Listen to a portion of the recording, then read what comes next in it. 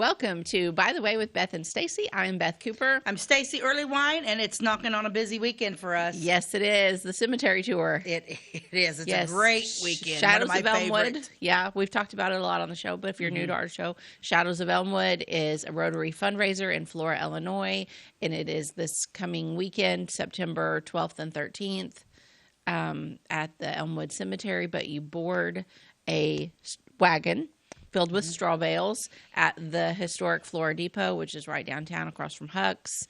And ticket sales go on sale around 3 or 4, but the tour starts at 5. And ticket sales end at 9 p.m. each night, but we will be in the cemetery until everybody that has bought a ticket has went through. So that means sometimes we're out there very late at night. Sometimes the lines are long, few hours long. Yeah. But I don't think the last few years the lines have been long.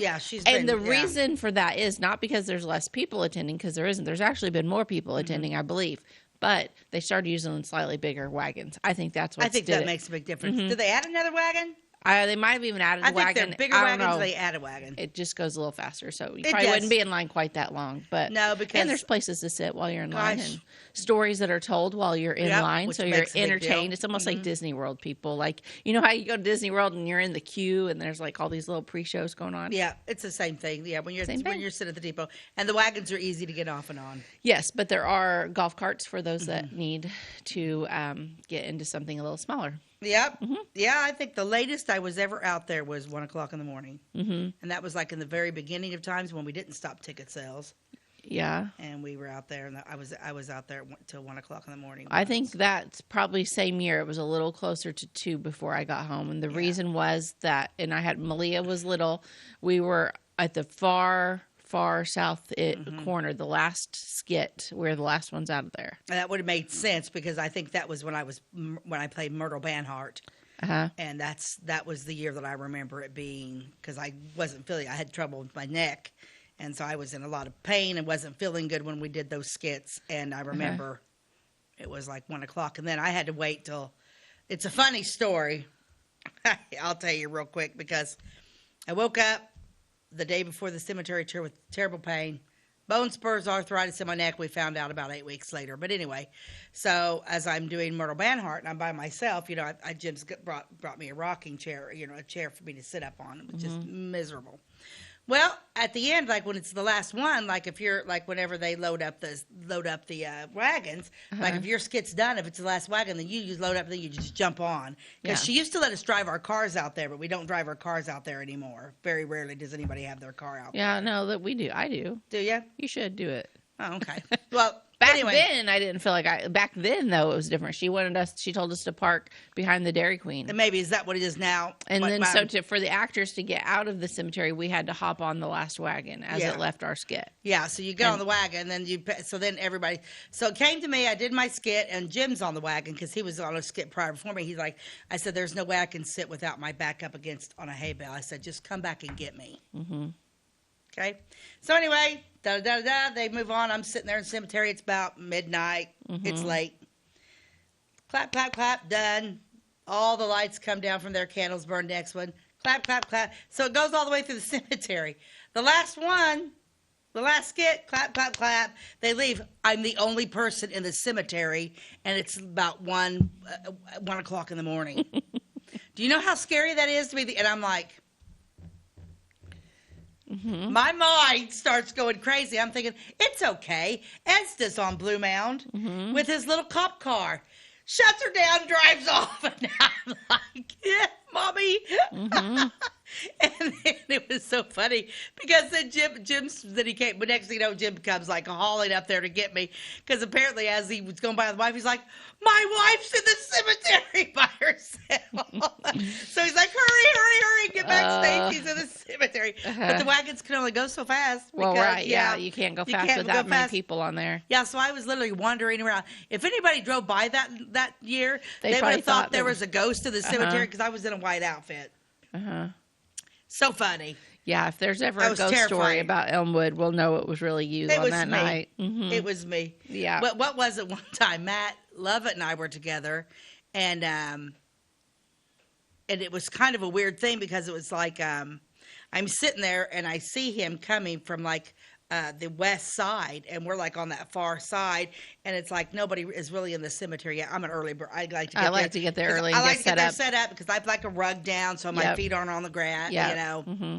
And I'm sitting there, and I'm just kind of like staring out over the cemetery, and all of a sudden I see something walking toward me, and I'm like, What is it? and it was was Matt Matt. Lovett Okay. because he was in like old looking, and I mean it was just the way he wasn't. Well, I mean it was just weird. It is kind of It's weird weird. as the actors. As like, the actors, for you guys coming, it's not weird. It's not weird or scary as a person that's a guest, but for the actors that get there early or that stay late, or sometimes there's a snafu and a little bit more time between two skits, so your neighbor's skit might walk down the road and say hi, or they might walk over to hear your skit, and all you see is somebody walking towards you in vintage old, period appropriate clothing, and it's a little surreal. Yeah, It's a little surreal. Yeah. That's for sure. Hey, do you have a? I need a magnet necklace clasp. Do you have one? Well, I ordered some from Amazon. Yeah. So excited. The package came on Monday. Uh-huh. Somebody didn't seal the package, so of course my little clasps aren't in there Oh because my I'm wearing a gosh. necklace that I have to take on and off, That's and there's terrible. no way I hope with my nails. Amazon. Did you call them? Not yet. I guess I should. I'm not really sure how to do that. I You figured, just Google Amazon phone number and it tells you. And then Okay. you Google. They But- get very nice and helpful people. but it's not really not going to help me by Friday. Friday. I need a magnet clasp. Okay. Because I got to take that necklace off and with my fingernails. And I would say look in the jewelry department at Walmart, but I don't think that exists Do they even anymore. have a jewelry No, I think it department went at bye-bye. Walmart? I think it went bye-bye. So I thought I'd put something on Facebook and be like, hey, I need a magnet clasp. Uh-huh. Otherwise, we're going to have to rig. What else could I do? I 'Cause wonder, it's kind wait of a minute. I mean, it's. What if they sell them in the aisle where they sell jewelry making supplies in the craft department? Possible. That or Possible. Hobby Lobby. Might, because they have a big jewelry making department. Yeah, I may have to. I may be running up to Hobby Lobby when we get done today. Yeah. Just an idea. I don't know. Yeah, because I was like, I'm going to have that because I take this necklace off. I'm not going to be able to, it's Yeah. one of those weird claws. Right. Yeah. I need to be able to just pop it off and on. Yeah. So I'm like, I was like, yes, it's here. I was so excited. I'm like, yeah, it's here. And I was going to put my necklace on and practice it. And I'm like, well, that wasn't sealed. Could you put it on a longer chain so it just pulls off over your head? I don't know. I don't know if I an even have a idea. longer chain. We could attach two chains together. Yeah. I'm not a real necklace wearer. Yeah. I may have to. I'm going to have to do something because I got Mm-hmm. to take it off and on. But Right. anyway, but that was like, okay, Yeah. that's not fun. But, But it will be a fun weekend. It is so a great if you weekend. guys haven't made it out there, it's Friday and Saturday night. It starts at the depot. Who's your favorite character you ever played? I've played so many. The Gypsy one was really fun the year we did the Gypsies. That was super fun. But my other one is probably, I'm trying to think of her name. Well, 1 year I played actually 2 years now because we did the best of. The lady that, Sarah Wilson, her son was the first person buried at the cemetery, and the reason why there is a cemetery. That one I liked just because it was a good story. But 1 year I played the mother of the abused boy that went off to the Vietnam War and died. But the mother and her husband were abusive to him, and I played mother. I I don't know a and- lot of them. I don't hear a lot of them. I'm trying to think what that character's name was. But anyway, it was 1960, so I had like an old moo on, and I had my hair done in those big old rollers. Yeah. And that was kind of fun. Sometimes your outfit's fun. Yeah, the outfit was fun. Yeah. Yeah. Yeah. So, Hands down on Amy Campbell. yeah, I 'cause love she was playing Amy crazy. Campbell. She was crazy. Uh-huh. I played crazy real well. You I did love You did Amy. another. You've done a couple crazies. I've done a couple crazies. Uh-huh. I'm starting to begin to wonder why Jessica puts me in there. She trusts you with it. She knows you can pull. You can pull it off. Yeah. can pull it off. Yeah, Amy Campbell was fun. Yeah. And I love the fact that there's a picture of her so I know what she looks like. Uh-huh. Yeah, she was Yeah. able to find a picture of Amy Campbell. That's neat. Yeah, so fun. So Yeah, many more to do. We might need to recover some of these stories for Well, yeah, another because episode. It's been a long time since we've talked about them. Yeah, because there was a few there's a couple I want to do. I got a hold of Bill Atwood because I wanted to do one of his. It's like because I don't know if I've kept. Usually it's unusual for me not to keep all my skits and stuff. Uh-huh. And so I've been trying to go back through and find mine in Jim's, and I'd probably just throw them in somewhere because they make great stories for here. Oh, right, yeah. Because we've got a ton of them. We need to dive into those. And of course, I think sometimes Jessica's starting to use some of the material we dig up now. Mm-hmm. So that's kind of cool because it's funny when you start digging into things. So if you watch our show, there are 1 or 2 stories in the cemetery tour this year that you might recognize from a past episode. Yeah. So we've shared a little information, but it's not It's like fun. it's going to be the same thing because it's totally different. here we just tell the story, but there they act it out, and it's Mm-hmm. good. So how many cast members do we have this year? Do you know? I don't know. We've got some new faces. There were several that couldn't be in it this year, and then we brought in new faces, and it's exciting. Mm-hmm. Yep, gonna be a good time. Oh yeah, it always is a good time. Yep. So got that going on, and yeah, it's just a busy, fun fall weekend. Oh yeah, and hopefully the weather's going to be awesome. I hope so. I feel like it's going to be. I don't want to jinx it, but we really haven't had any horrible weather for that event. It's usually a very nice weekend. Yeah, as long as it's not super hot. I'll pull up on my phone. Let's check the weather. weather. Yeah, check here. and see what's happening. You check and see what the weather's going to be. Because somebody said it might warm up a little bit this week. Mm-hmm. But even if it warms up, it's not going to be hot. It's sunny both days. Good. And the high of 86 on Friday and a high of 88 on Saturday. But we're going to be there in the evenings, and the low is 60. Ooh, that'll be perfect. It's probably going to be in the 60s and 70s while we're out there. Yeah, because I don't want it to be cold. The 80s will be right in the middle of the afternoon. That'll be before we get there. It'll be perfect. Cool. Last night I went to the freshman football game at Flora. Oh, yeah? And why did you go to the freshman football game? Because I like watch football. I'm a serious football fan. Did you not know that about me? Like, I'm really into it. No, I'm not that kind of girl. She's totally lying. No, but I have a friend. I actually knew several people on the team, but no, my friend Melissa and Adam Smith, their son Carson Smith is a freshman, and he is a fantastic football player. He was so good. So he played the whole game, and he had a great game, and they won, and it was a really Carson's a little athlete. It was a fun game to watch, and who'd they play? Carmi, and they were rough, and anyway. It was fun. It was a fun game. But while I was there, see, you got me distracted. I forgot what I was going to say about it. But while you were there, I don't know. How did I start? You felt sad because I wasn't there? Yeah, I did. I felt a little sad because you weren't sitting by me at the football game. I don't know. I'll come back to that. Oh, the weather. That's what it was. Oh, we were talking about the weather. So the weather was warm when I left the house. In fact, my car said it was 85 degrees.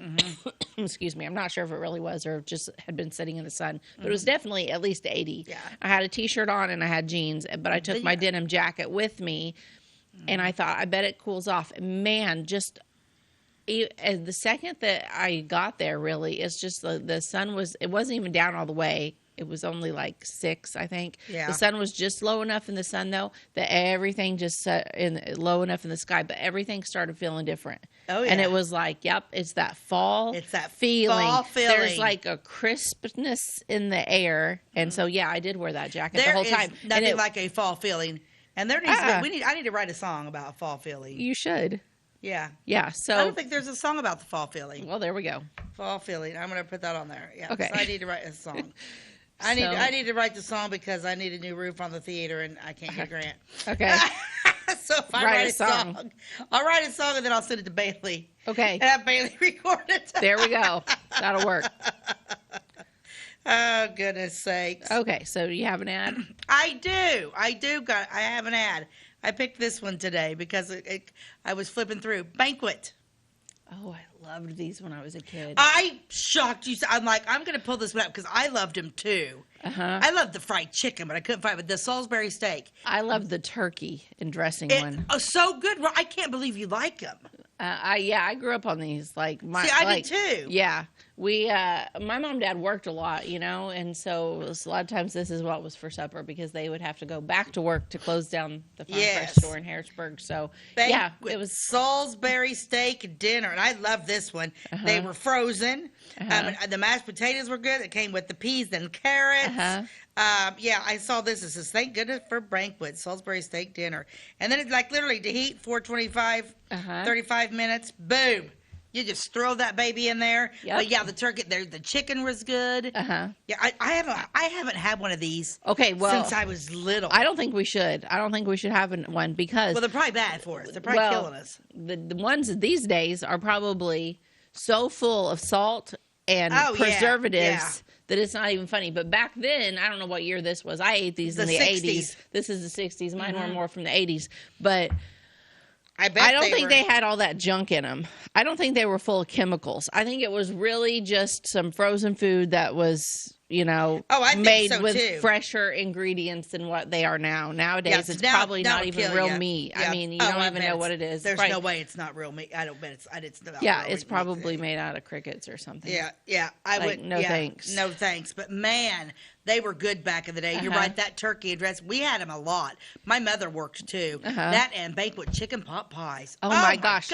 So I still buy banquet pot pies. My kids eat those, and I love them. That's a really, and you can make them in the microwave these days. They're not in a tin, they're in a more of a cardboard thing, so you can microwave them. So if you have a very hungry, hangry, 13-year-old boy, you can pop a couple of those in the microwave at a time, and he'll have a pretty halfway decent meal. I love the chicken pot pies. They're fantastic. I keep that at the shop in the freezer because I have then like if I'm hungry, then I just go over there and pop one in the microwave. I've been keeping some of that stuff over there so I don't eat out so much because I get so bored and it's so expensive. Yeah. Then I start getting really fat and I'm trying to drop a few pounds. Thank you, Ty. So, Yep. But,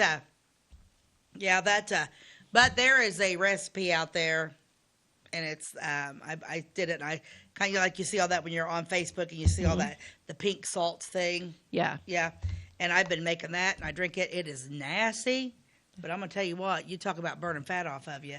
Oh, really? Yeah. Oh, yeah. Share it with me during this commercial break. I'm going to because I shared it with my daughter-in-law and all those guys. Okay. Because, I was doing it, and, man, you could tell a huge, huge difference. My joints felt better. Everything felt better. And then and I just kind of really did it myself, And I drink it every morning. I'll tell you about it through the commercial break, but it's fantastic. Then we went camping, and I didn't take it with me because it's not exactly easy to take. So I haven't done it since I've been camping. And I'll tell you what, the difference between camping and not having that's totally different, especially with my joints and losing weight. You can totally tell. I'm in a pair of jeans that I haven't been able to be in. I haven't been in it. I couldn't get in when I bought them last year. Wow. Well, good for you. Congratulations. No, and I'm not really doing much different. It's just drinking that concoction in the morning. It's nasty.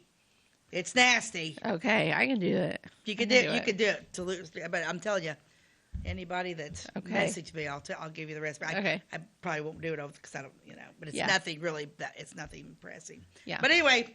Okay. On that note, we'll be right back.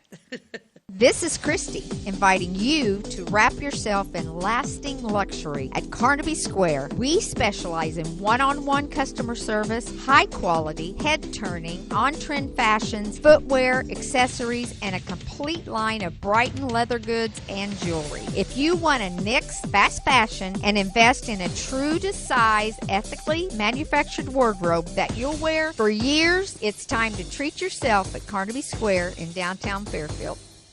Briscoe Surplus Sales on the northeast edge of Flora is your one-stop do-it-all shop. Looking for rugged boots and footwear from great brands like Lacrosse, Rocky, and Carolina? They're there. How about top-notch small engine parts and service? Briscoe Surplus Sales has it. Whether you're wiring your switches or switching your wiring, Briscoe Surplus Sales has the solution and the know-how to help you get the job done right the first time. Briscoe Surplus Sales, your one-stop do-it-all shop. We like technology at Flora Savings Bank. Here's what you can accomplish in our mobile banking app in less than 30 seconds. See account balances in your transactions, set up an account alert, make a transfer between accounts, get an alert text message about your transfer, pay a bill, turn your debit card off and then back on. It all happens in the palm of your hand with our free My Bank to Go app. Search My Bank to Go in the App Store or Google Play and give mobile banking a try. Flora Savings Bank, member FDIC and equal housing lender. Welcome back to By the Way with Beth and Stacey. I'm Beth Cooper. Nothing like a Diet Mountain Dew in the morning. And she's Stacey Early Wine. Yes, I am. And we've got a good show planned for today. Yeah, I do. I started diving into to Ingraham. And so I'm kind of jumping all over the place Because, like, when you go into some of these things, Jim's getting mad at me because now he has to print things out for me. I don't call you and have you print things out. I've noticed that you've had printouts, and I haven't said anything, but I'm like, Stacey has learned to print out what she needs. So Stacey has not learned. What Stacey has done is takes it, sends it in an email to Jim because I send stuff to Ty. Hey, yeah, speaking of that, did you get my pictures? Yeah. Perfect. So, yeah, we'll go through those pictures on this episode. Yeah, no, and then I send them to them, and then when Jim comes home, I'm like, I need something printed out. How hard is it to print it out? It is just hitting a button. Even from an email? Yeah. Oh, okay. Maybe you should show me. Okay. Because I'm using that printer your parents gave Nostalgia. That's what I'm using. Okay, good. Yeah, you just, at the bottom of the email is like a little download button, and you just tap it, and then it gives you some choices, and you hit print. But how does it know where it's printing from? Because Jim's already got it connected to your phone, I'm sure. It's Bluetooth. It's not like you have to plug anything in. Oh, it's Bluetooth. I know how to do Bluetooth. Yep. Okay. You'll be fine. Ding, ding, ding. She's finally got it. Okay, so I'm going to talk a little about a man named Harvey F. Pixley. They're from the Ingraham area. And like I said, I'm going to be kind of jumping around a little bit. Because Harvey's going to be the last one I talked about. Because once I started talking about Harvey, then I started finding out about his grandparents, his great-grandparents, and all that kind of stuff. Harvey F. Pixley was born in Ingraham, Clay County, November 25th, 1969. 1969? I'm sorry, 1869. Okay. I'm dyslexic today. You're lucky I didn't say 9681. Okay. Which it could happen. 1869, the son of Osmond Pixley. Okay? Okay, but here's where it kind of gets fun. Okay, I'm going to talk about his great-grandparents. His great-grandfather was Philo Ingraham. Okay? Philo Ingraham was born on June 28th, 1768. Wow. Okay? Where at? It doesn't really go into much detail where Philo's at. They did come from other places, but yeah, I mean, there wasn't anybody here at that time, so they're coming from other. Yeah, they're coming from other places. Mm-hmm. Ingraham could be German. I'm not sure. Yeah, I don't know. It doesn't really say. It says that it does say that the Pixley family is of Puritan stock, but Puritan is pretty much European. Yeah. I mean, Puritans, isn't that what we were all? Yeah. I'll see if I can find him on Ancestry and see what it says where he came from. Yeah, he's on you can get on there because that's where I found it. I found everybody. So anyway, and then Philo's wife's name was Arvilla. How fun are those two names? Love it. Arvilla Barney. And she was born September 12th, 1782. The interesting about these guys is they're really one of the first, like Macaulay is the first settler of Clay County, but Philo and Arvilla are supposed to be the very first white people buried in Clay County. So one of the very first cemeteries in Clay County that is the Ingraham Cemetery, because that's where they're buried. Okay. Okay? I did not find any pictures of them. And I'm going to pull up my camera, my thing here, just so I'll have it.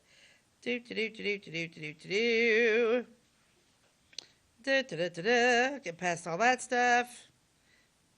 It's always funny when you have a ton of pictures here. Okay. Next is his grandfather.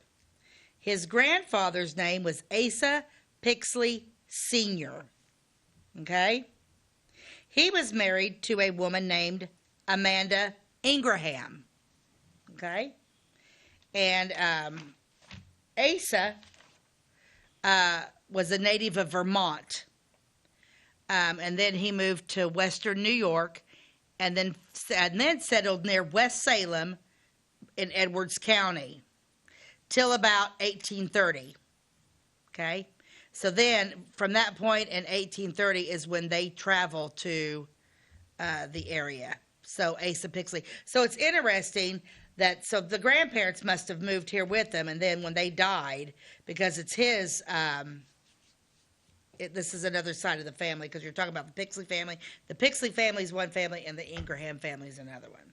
But I do have a picture of, what is that? Not that picture, Ty. That's that guy right there. Oh, wow. That's a good one. Yeah, this is a good picture. This is Asa Pixley Sr. Okay? And like He I said, looks like a nice guy. right? And Asa was from Vermont, but then they found their way to the Clay County area. And his wife, he was married to a woman named Amanda Ingraham. I did not find any pictures of her. Okay? But the town of Ingraham is named after her family.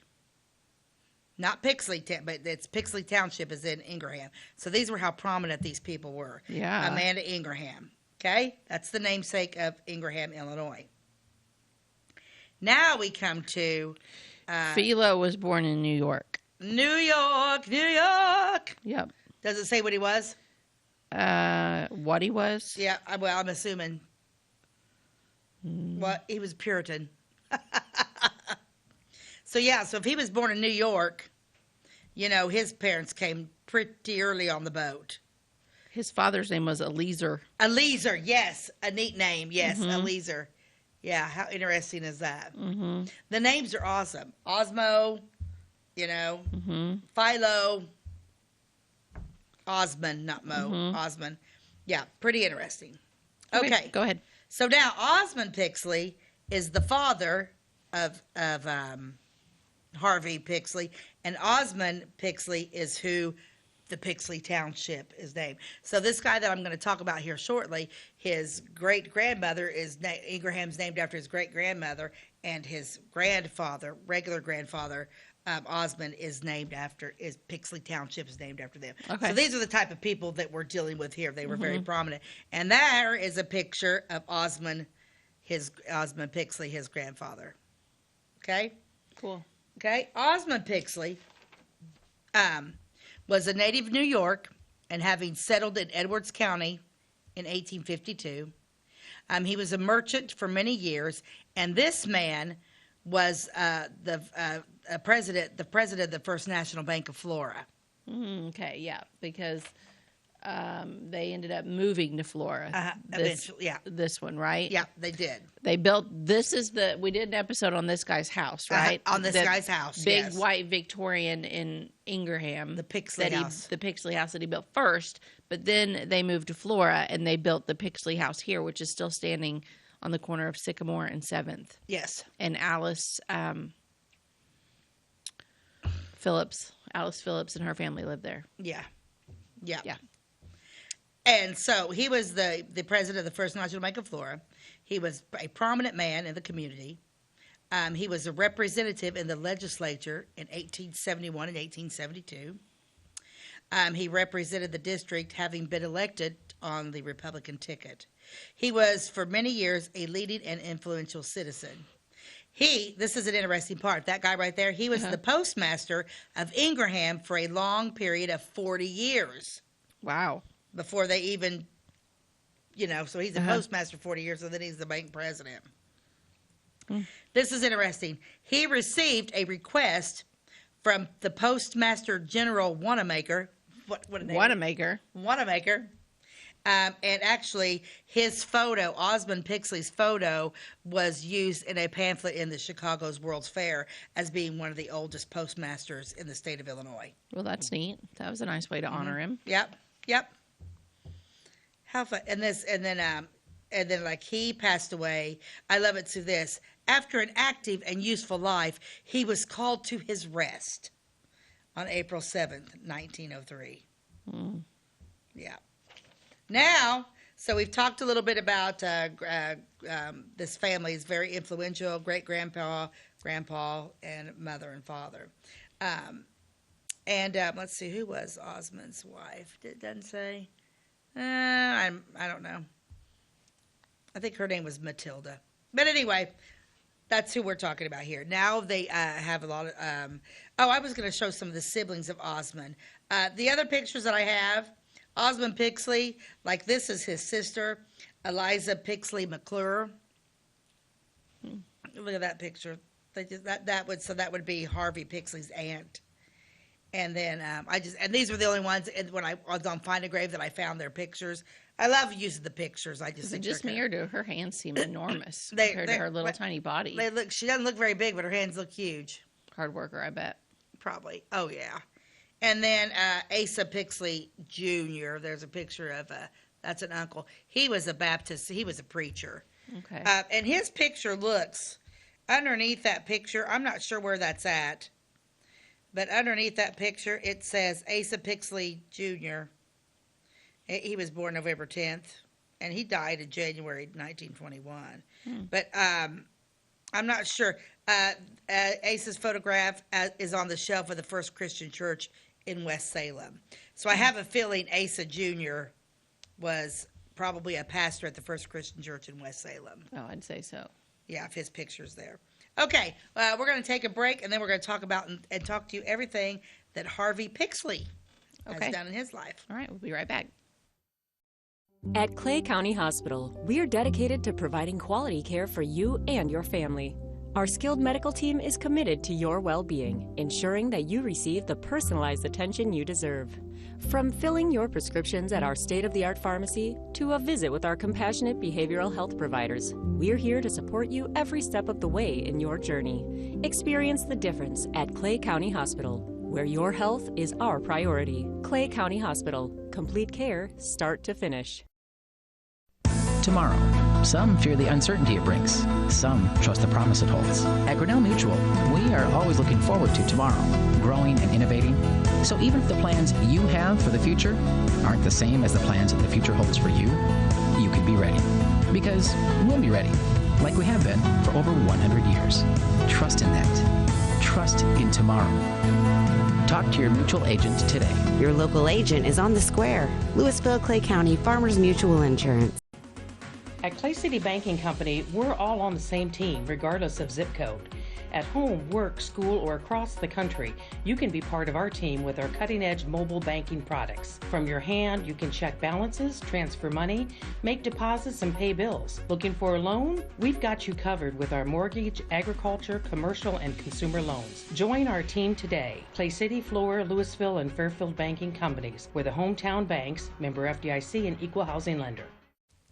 Welcome back to By the Way with Beth and Stacey. I'm Beth Cooper. I'm Stacey Earlywine, and I am talking about Harvey F. Pixley's family, the Pixley Ingraham family from Clay County. Very influential people, and it's always amazing to me whenever you go back. You just take for granted. We think we're so smart today, and I think we are smart today, but I think we have a lot of help. These people just they built things out of just. They didn't have Google. They didn't have Google. They didn't have the internet at all. They didn't even have They didn't go TV. into They didn't have Menards and buy lumber. They didn't have a huge group of friends. So No. even before the internet, if you didn't know something, you could ask somebody else if they knew how to do that. And then if they didn't, they might say, "Well, no, but I know somebody that does," and that person helps you. Back then, there was not very many people around. No. Yet, so yeah, they just knew things. They just knew things. Yeah, it's crazy. But also, I think parenting was different then, too. So they learned things from an early age. Like, you were taught how to build and how to construct and how to do the things, early. Like, those boys learned that kind of thing early. The girls learned different things early. And Well, and they're working from the time they can stand. They're working and they're learning, but they're just. It seems like these prominent, everybody, all the people that we come across that were really prominent citizens, all were part of political matter, I guess you could say. Yeah, they all volunteered and participated in their community. Smart people. Harvey F. Pixley spent his life in Ingraham until 1899, and he received a common school education when he lived there. He attended Eureka College, in which the institution he spent 2 years, and making an excellent record. I guess that means he had good grades. I think he had good grades. Then he began work in his father's store. Okay?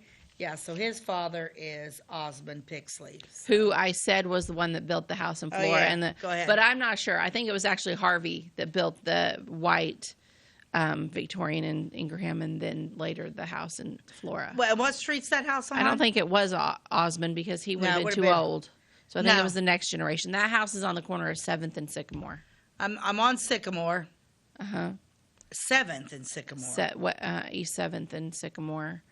Who else is around those? Let's see. I believe that let's see. No, is it not? Hang on, wait. I may be going north instead of south. It's not 7th. It's 5th. Because the Larch Victorian is on 6th. It's 6th. And it's right behind there. It's 5th. I'm sorry. It's East 5th. Oh, okay. So I was up a little bit farther. I'm like, I'm not sure where you're at. No, it's East 5th. Mm-hmm. And that, like, Jennifer and Justin Warren used to live in the house across the way from him. Yeah. I love that house. Yeah. Who lives in that house now? The Warrens' house? Yeah, they don't live there anymore, but I love I that don't house. know. I like both of those houses, and that Pixley home has tons of potential, but it's fallen into disrepair. And I've heard there's somebody that's going to be redoing it. Oh, but in Ingraham? No, the one in Flora. Oh, the one in Ingraham, we did a show on beautiful. that one, and it's gorgeous. It's not fallen into disrepair. The one in Ingraham is in perfect, beautiful, lovely shape. Beautiful property. No, the Pixley house in Flora that's on the corner of East 5th and Sycamore, it is in disrepair. The one that Alice Phillips used to live in. Yeah. Oh. That was in bad shape right now, but I've heard that there's somebody that's going to be working on it. Somebody needs to go in there and fix that house. Is spectacular. Mm-hmm. You know, because that's where Mr. Phillips, the art teacher... Mm-hmm. Bill and Alice Phillips and their family. So great. Mm-hmm. And he would paint up in that one area with all the windows. Mm-hmm. I just want him to, that's good news, though, if somebody's going to restore that. I hope so, I would love I to don't have know. it. That's just what I heard. I would love to have it, but now the thing about it is, here's what happens in my life. When you're young, you have no money. Right. And now that I'm old, I have money, but I'm old. You don't have the energy. I don't have the energy, or Jim doesn't have it. Mm-hmm. And let's face it, when you're coming to restore those things, you need to be able to do a lot of that yourself. Otherwise, the cost gets crazy. Mm-hmm. Okay, so now Harvey is attending Eureka College, and he had made very good grades. Then he began to work in his father's store. He remained there for 12 years, assisting to build up an excellent trade. In August 1899, Harvey came to Flora, where he began to work at the First National Bank, becoming a cashier on January 1st, 1900. So, yeah, because his... what a way to start out a whole new, what do you call it when it's 100-year? It's not a decade, but I guess... A century? A century, yeah. Yeah. I don't think my brain's working today. But my brain's definitely not working today. So, what a way. He starts January the 1st of 1900. He's like, I got a new career, new job, everything. Boom. Yep. First day of the new century. Yep. And it's kind of fun. Because Osmond Pixley, his father, was the bank president. So now he's out of school and he's doing all this. So January 1st, 1900, and he serves there for 4 years. He was then elected vice president of the institution, serving 4 more years in this capacity, and was made president of the bank in January 1909. So in 9 years, he went from a cashier to vice president to president. So he was really either very, very smart or it's just nepotism. Was his dad on? I'm going to go with nepotism. That's how things worked. Was his dad on the boards? And he was, oh, yeah, I would assume he was, yeah. I'm going to say nepotism there. Nepotism, baby. Yeah. Yeah. Do we have a picture of Harvey? I do have a picture of Harvey. Here, let's show a picture of him real quick. He looks like a banker. If there was ever a person that could look, I mean, how much more bankerish could you look? I mean, like if you were to look up in a dictionary of a early 1900s banker, there's Harvey. There's Harvey.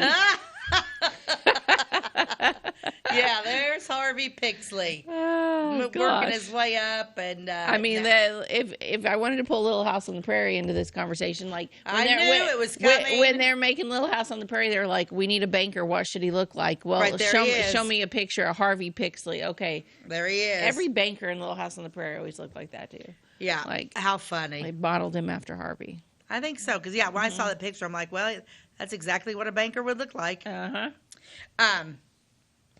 He did much to increase the prestige of the bank, and he placed it on the solid foundation where it was recognized as one of the soundest in Southern Illinois. So he was probably implemental in building that building. Mr. Pixley, this is where it starts getting interesting. Mr. Pixley was the treasurer of the Breeze Trenton Mining Company, which operates 3 coal mines in Breeze, Beckmeyer, and Trenton. Mm-hmm. So, like, now we're in the mine. Yeah, so now we're in the Money, banking. money. I wonder, and the other thing that I always find interesting is it's like back then, like, oh, he had like $400,000, but like in today's money is like $1.75 billion, Mm-hmm. It didn't say how much like they were worth. Yeah. He was also the treasurer of the Ebner Ice and Cold Storage Company, operating 4 plants, one at Vincennes, Seymour, Washington, Indiana, and Vincennes, Seymour, Washington, Indiana, and one at Flora, Illinois. Yeah, which we have an episode on that too. So if you're interested in past episodes that go along with this story, they're all on our YouTube page, and you can look up the one that says Ebner Ice Storage and hear the story about that. And then you can also look up the one about the Pixley houses. Yeah, go back and find those stories because it's a lot of fun. Mm-hmm. He was also the director of a large stockholder in all of those companies. So this guy's got his hand in everything. Mm-hmm. Mr. Pixley also has an interest in the Floor Canning Company. He was also a stockholder in one of the organizers of the Floor Telephone Company. Mm-hmm. He also had interest as a stockholder in 2 wholesale houses in St. Louis. So this man is everywhere, right? Mm-hmm. He was one of the executors of the late General Lewis B. Parsons of Flora. He was one of the executors of the estate? Of his estate. Mm-hmm. Having left an estate of $100,000 with a will. So, yeah. So we're gonna Well, it just goes to prove, like, I believe if you have money, it's easier to get involved in those kind of things to continue to make money. Oh, absolutely. They wouldn't just let any Joe Blow into the mining businesses. board or whatever. No. Like, it's kind of like being president today. You got to be a billionaire. You're not going to be president. Mm-hmm. Anyway, so yeah, we're going to stop right there. So that just goes to show you all of the businesses that he was in. Then I'm going to talk a little bit about some of his family life, and we're not even done, I believe, with his businesses, but we need to take a commercial break. Okay. And then I'll come back and finish this story. Since 2004, Ed Lewis Trucking has been moving America forward. Family-owned and built on values that matter. Reliability, hard work, and service you can count on. From dry van freight to dump and hopper bottoms, plus top-tier truck maintenance in their state-of-the-art shop that's open to all truckers, not just their own fleet. They're growing stronger, expanding with their recent acquisition of McKinney Trucking, but never losing sight of what drives them. It's Ed Lewis Trucking, family-driven, service-proven. Call Ed Lewis Trucking at 618-686-3555. My name is Robin Stanford. I own Stanford Marketing. It's a promotional products business along with an embroidery business. And we do custom hats, t-shirts, anything, you name it, we can make it. People like that we do stuff in-house and we can actually make things here and that we're not contracting the work out to other places. We never say no. We always try to find a way to do it. If anybody can do it, we can do it. We are hardworking women, that is for sure. Come to Stanford Marketing in Flora for all your custom and promotional needs. Give me order lumber. Doors, paint, windows, electrical, plumbing, and much more. Oh yeah, give me all your guns too. John Lucas. What? You better be dreaming about all the stuff we sell here at Zink Building Center. Oh, I would. Zink Building Center in Louisville on Route 45. It's a cool place. welcome back to By the Way with Beth and Stacey. I'm Beth Cooper. I'm Stacey Earlywine, and I'm talking about Harvey Pixley. Mr. Pixley was married on October 22nd, 1891 to Callie Seisel, C-I-S-E-L, daughter of John Seisel of Allendale, Wabash County. To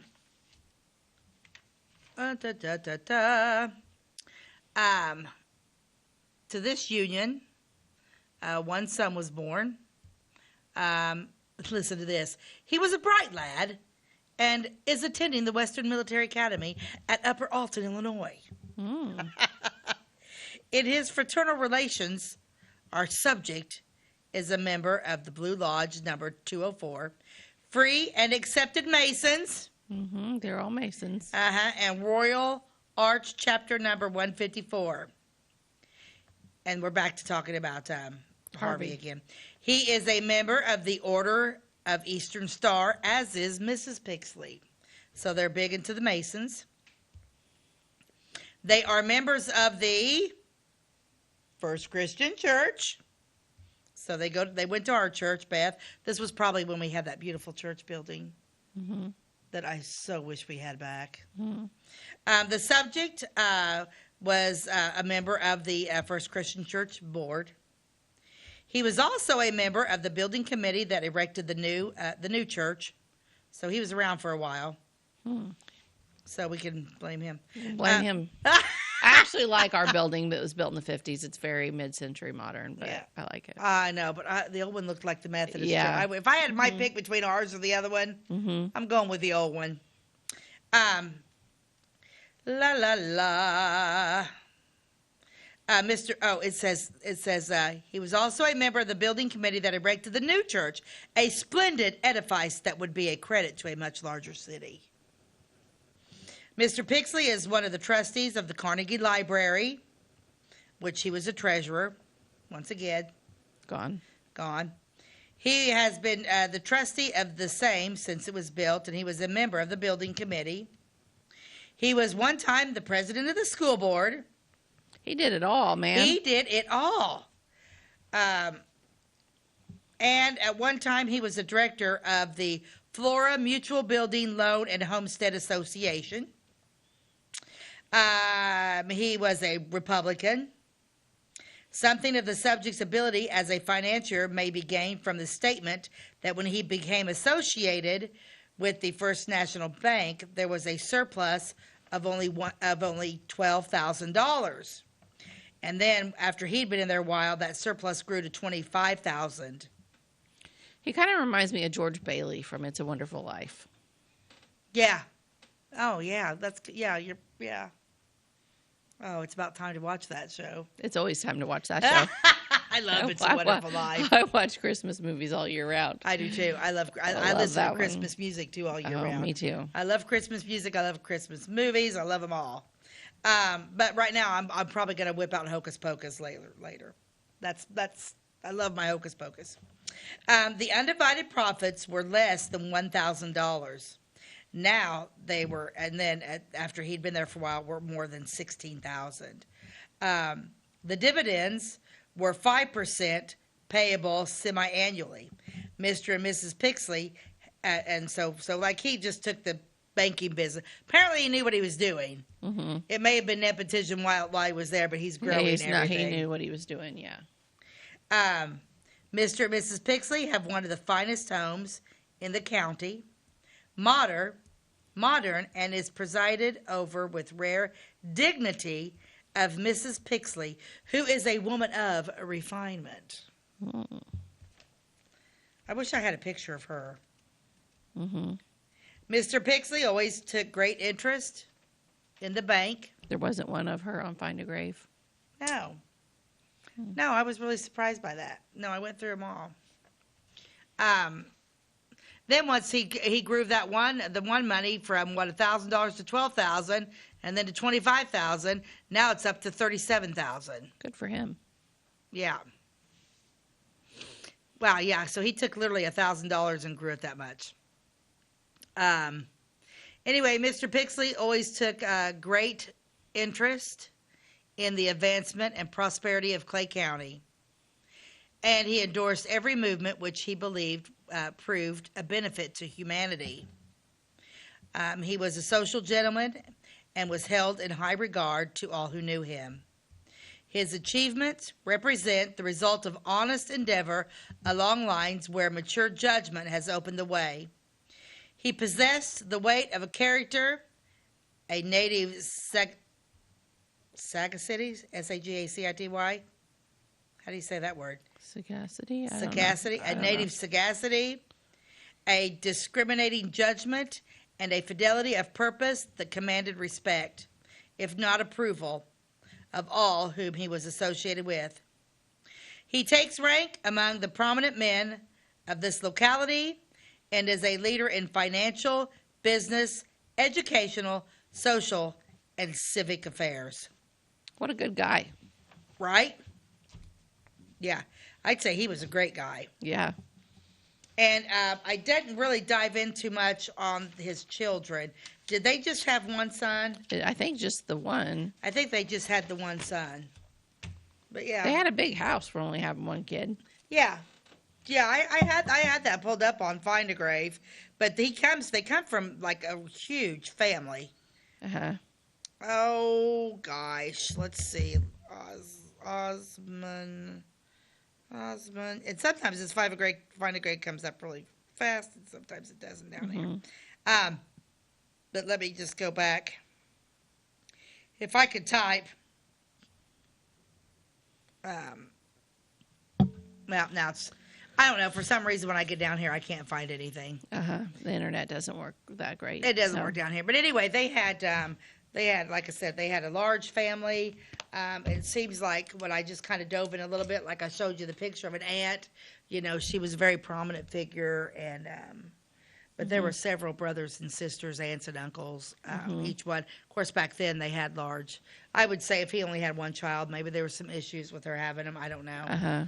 Maybe she only wanted one kid. I don't know. But it just said one son, and I didn't go much into detail. Right. By that time, my brain was mush after going through, because I was telling Beth earlier, when you're on Find a Grave and it's like, instead of say this person, and then like it says like parents, and then spouse, and then, because there were even half siblings too when I started diving into this, which I found was interesting, because it said parents, spouse, siblings, half siblings, and children and grandchildren. They really broke it down, and you were just flipping through there. And then I found another really interesting story that I'll probably cover next week when I was going to the aunt.